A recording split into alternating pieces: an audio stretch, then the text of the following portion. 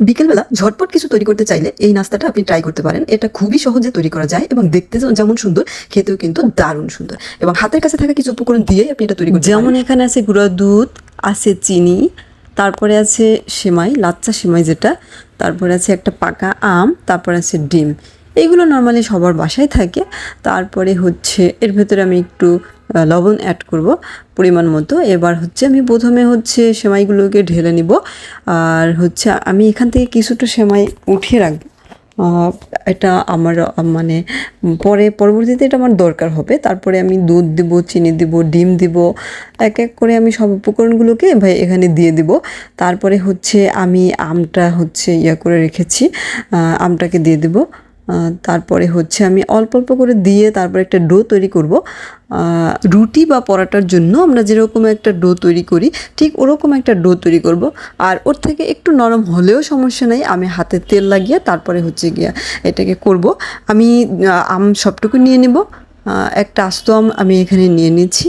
আসলে আমার সেমাই পরিমাণ মতো আর কি এটা লাগবে। তো এরপরে হচ্ছে আমার একটু নরম হয়ে গিয়েছে, যার জন্য আমি আরেকটু সেমাই নিয়ে নিয়েছি। এই যে আমি এটাকে কিছুক্ষণের জন্য একটু রেখে দিব। দেন হচ্ছে আমি আবার 2 মিনিট পরে আবার আমি এটাকে ভালো করে মথে নেব। এবার হাতে একটু তেল লাগিয়ে নিয়েছি, বাটিতে আমি তেল রেখেছি। এবার আমি একটা একটা করে ডো তৈরি করব এবং ওই সেমাইটার উপরে আমি উপরে একটু সেমাইটা লাগিয়ে নেব। যে দেখেন দেখতে কত সুন্দর লাগছে, রসকদমের মতো লাগছে কিন্তু দেখতে। হ্যাঁ, দেখাচ্ছি পরে, আমার সবগুলো বানানো হয়ে গেলে আমি সব একসাথে দেখাবো। এই যে দেখেন, এটা খুবই সহজে ঝটপট তৈরি করা যায়। আপনি বিকেলের নাস্তায় এটা তৈরি করতে পারেন। এই যে দেখেন কত সুন্দর লাগছে দেখতে। এবার আমি এগুলোকে তেলে ভেজে নেব। আমি একটা কড়াইতে পরিমাণ মতো তেল দিয়ে নিয়েছি। এবার হচ্ছে আমি এগুলোকে ভেজে নেব।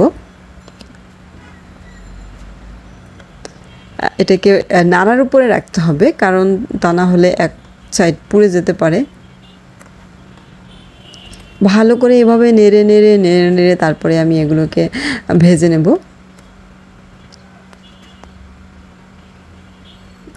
খুব সুন্দর একটা গন্ধ বের হয়েছে।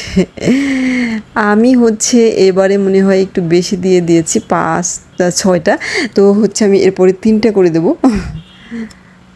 যাই হোক, তো আমার আমার পিঠাগুলো হয়ে গেছে। এবার আমি এগুলোকে উঠিয়ে নিব।